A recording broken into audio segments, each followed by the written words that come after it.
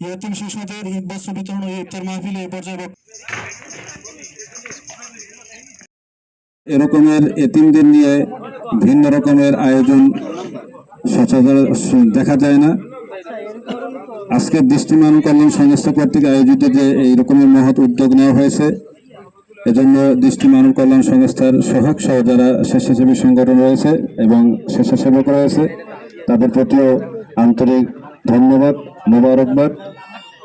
এরকমের আয়োজন আমাদের সামনেও চলমান থাকবে এবং যারা এরকমের আয়োজনের সাথে সরাসরি সম্পৃক্ত এবং শ্রম অর্থ ব্যয় করেছে তাদেরকেও ধন্যবাদ।